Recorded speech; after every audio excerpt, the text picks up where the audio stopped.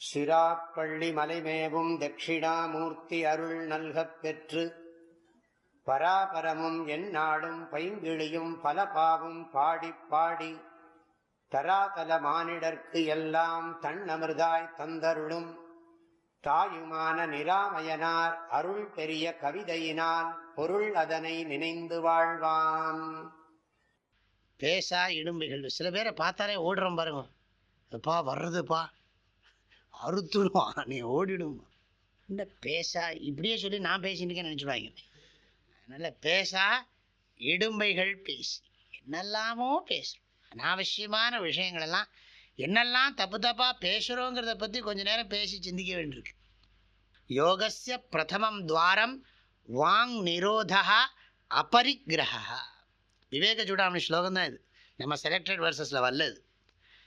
யோகத்தின் வாயில் படி, ஆன்மீக வாழ்க்கையின் வாயில் படி நாக்கை கட்டுப்படுத்துவதும், அடுத்தது பொருள்களை அதிகமாக வைத்து கொள்ளாதிருத்தலும் ஆகும்.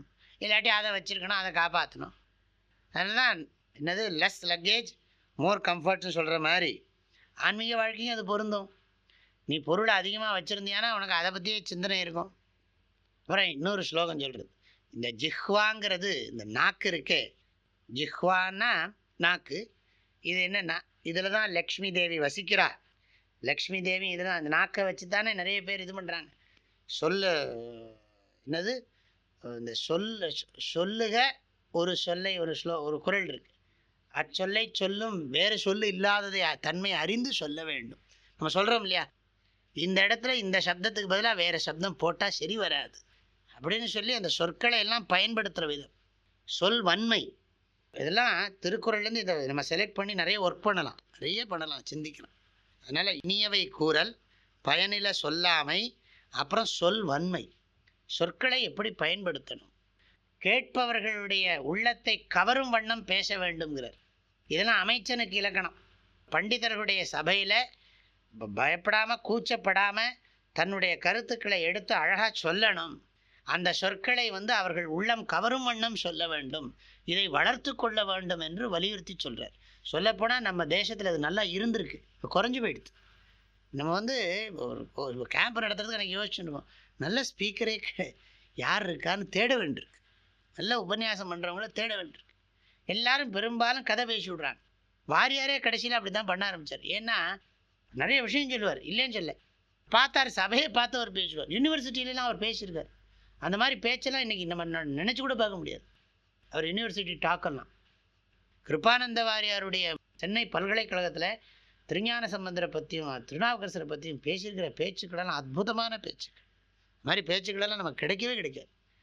அப்போ என்னென்னா அவர் பார்த்தார் சபை இந்த ஊருக்கு இப்படி தான் பேசணும்னு, அவர் ஏதாவது கதையெல்லாம் சொல்லிகிட்டே இருப்பார், ரொம்ப நேரம் எல்லாம் சொல்லி கடைசியில் இது நம பார்வதி பதையை வெற்றிவேல் முருகன் முடிச்சுட்டு போயிடுவார்.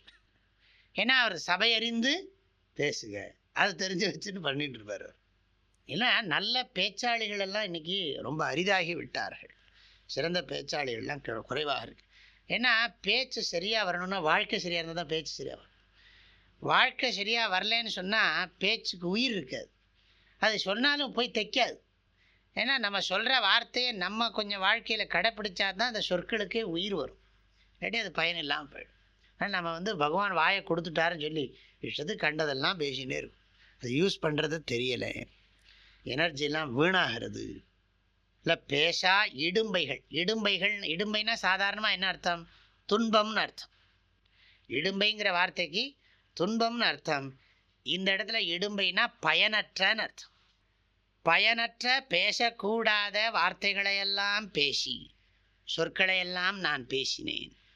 அதனால என்னென்னா பிசாச்சு மாதிரி எப்போ பார்த்தாலும் பேசுகிற பிசாச்சு பேசிக்கிட்டே இருக்கும்.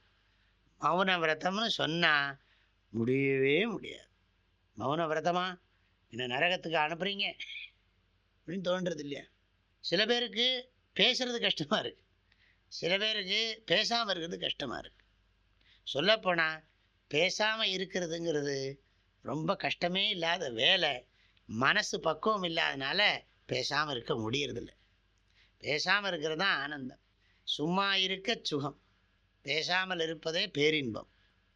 இந்த பாடலுடைய கருத்துக்களை அடுத்த பகுதியில் பார்க்கலாம். ஹரி ஓம்.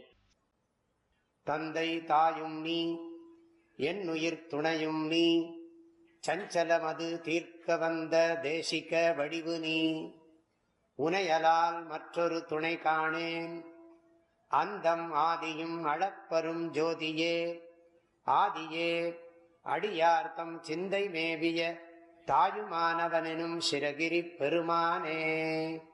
ஓம்.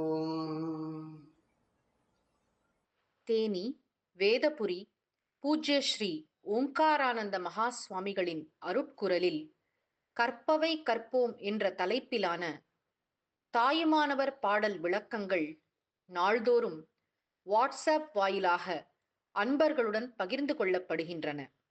இதனை உங்களது மொபைலில் பெற 8827488445 என்ற எண்ணிற்கு உங்களது பெயர் மற்றும் ஊர் விவரங்களை வாட்ஸ்அப் செய்யவும். ஹரி ஓம்.